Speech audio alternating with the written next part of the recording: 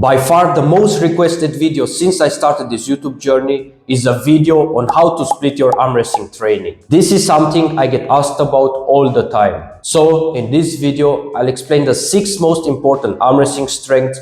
I will give you the 4 key rules for building your own split, and I will also share with you a split template with some example exercises. I have to make clear that the split that I'm going to show you is just an example as well as the exercises. You don't have to copy it one-to-one. Be creative, experiment, and find the split that works best for your own body. First, let's answer the question, what is a split? Simply put, it's how you structure your arm wrestling training, what you train on each day, and how you combine the different arm wrestling strengths in your training plan. There are 6 arm wrestling strengths you will need to train no matter what technique you use on the table. Back pressure, side pressure, hand, pronation, rising, and your back.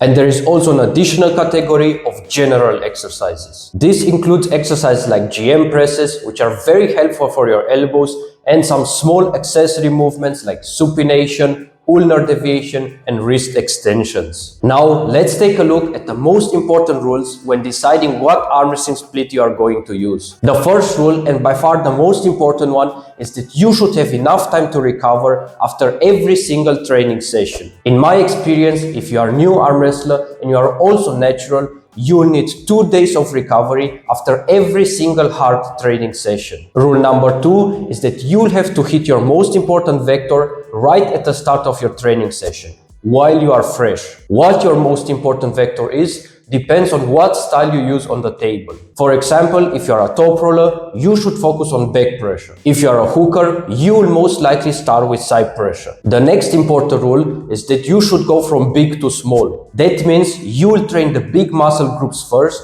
and move on to the smaller ones. Or, because we talk about arm wrestling, you should start with a vector that includes the most muscles. An example is side pressure, because when you train your side pressure, you will train your shoulders, pecs, elbow joints and ligaments, and even your hand at the same time.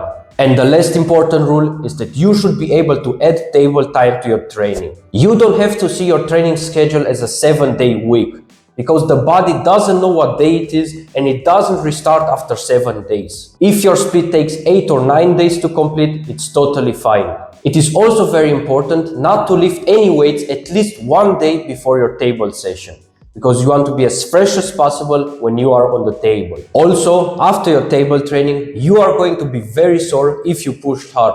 So I would recommend you to take 1 day off before you start lifting again. Now, let's take a look at the real arm wrestling split and see how you can include all the 6 vectors mentioned above to your training. You could start day 1 with back and pronation. When you train your back, you'll also involve your elbow flexors, which are your brachioradialis and your biceps. By far the most important back exercise is pull-ups. Pull-ups can be considered a compound move for the sport of arm wrestling, because you will train your back, brachioradialis, wrist and fingers all at the same time. Take a neutral grip to simulate the position you are in on the table. I also like to use this handle, which will ensure that my elbows will stay inside my body when I do my pull-ups. I would also recommend you to do partial pull-ups, because this is the angle that you will need on the table. Another great back exercise is dumbbell back rows. This again is an exercise that can be considered a compound move for the sport of arm wrestling. It is very important to do the reps as clean as possible and to really focus on activating your back,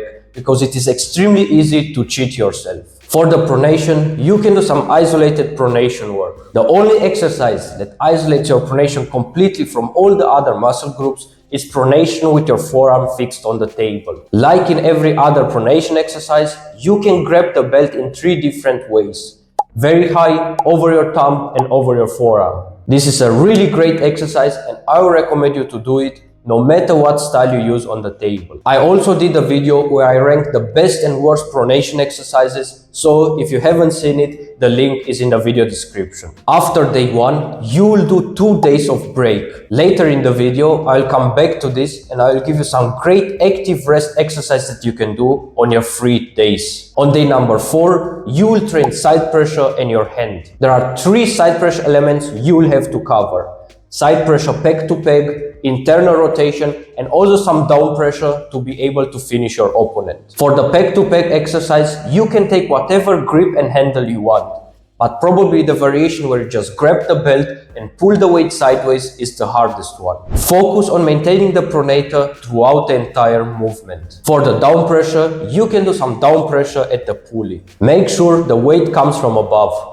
I injured my side pressure ligament with this exercise, so make sure you warm up properly and you do it clean and controlled. And the last side pressure exercise is internal rotation at the pulley. Set the pulley low and start with a straight wrist. Turn your shoulder in and try to simulate your table movement as accurately as possible. If you want to make the exercise even harder, you can do it with a wrist wrench. When it comes to the hand, you have two main areas that need to be trained: your wrist and your fingers. For almost every arm wrestling technique, your hand will be your biggest weapon. For the wrist, you can do dumbbell wrist curls at a 45-degree angle. This is by far my favorite wrist exercise, because you can go very heavy and you will not experience any weird pains on your wrist tendons. For the fingers, you can do the rolling thunder lift from the floor. You can either start with your wrist cupped in, which will target both your wrist and your fingers, or you can start with a straight wrist, which will target mainly your fingers. You could also do this exercise at the pulley. Just start with a straight wrist and pull the weight down. As a bonus, if you want an exercise that will target both your wrist and your fingers at the same time, you can do wrist wrench work at the pulley. But don't expect to lift very big weights, because the wrist wrench will aggressively attack your wrist and fingers more than any other handle. Then again, on day 5 and 6, you will take an active break. And on day 7, you will train your back pressure and rising. When it comes to back pressure, you have two main muscles that need to be trained: your brachioradialis and your biceps. For the brachioradialis, you can do back pressure hammer curls on the table. As an alternative, if you don't have a table, you can do the exact same exercise at the power rack. Set up your power rack exactly as shown in the video. This is a really great variation that you can do in any commercial gym. For the biceps, you will do the exact same exercises, but now you will have to use a supinated grip. For the table variation, take a normal gym handle and perform the regular bicep curls. The other option is to do it at the power rack. Here you have two choices. You can do it with a belt and a loading pin, or you can do the classic dumbbell bicep curls. Both variations are great, just choose whatever feels more natural to you. For the rising, you can do rising hammer curls at the table. The belt has to go down exactly over your knuckles. Start with a straight wrist and make sure your riser is completely engaged before you start lifting the weight. As an alternative, you can do this exercise while sitting down or at the power rack. Start with your forearm parallel to the floor and your arm at a 90-degree angle. After day 7, you will take 2 days of break and then you will do your table session. In the days between your training sessions, you don't have to take a complete break. You could do some accessory work like supination, ulnar deviation, wrist extensions, or pronation by kicking back your supination. More than that, if you have any active injuries, you can use the 3 days to take care of your injuries by doing high volume work with very light resistance, massaging, or even cold therapy. When it comes to general exercises like bench press and GM presses, you could smartly insert them into your training days. For example, you can do GM presses when you train your side pressure. Just make sure that the general exercises won't negatively affect your specific arm wrestling training. Again, this was just a template split and some example exercises. You will have to figure out what works best for yourself. You may be one of the guys who recover very quickly. Then, of course, you can train every single day. It is all on you. Be creative, experiment, and find the best split for your own body. There are also some other factors that play a role in this, like how much time you have, what equipment you use, and what your goals are in the sport of arm wrestling. This was a complete breakdown on how to split your training for arm wrestling. Remember, it doesn't matter what split you use. You should always keep in mind the 4 rules mentioned at the beginning of the video. If you have a different opinion, write it down in the comment section below. Also, if my videos are helping your arm wrestling game grow, consider supporting the channel. Link is down below. Keep your eyes on this channel, great stuff is coming.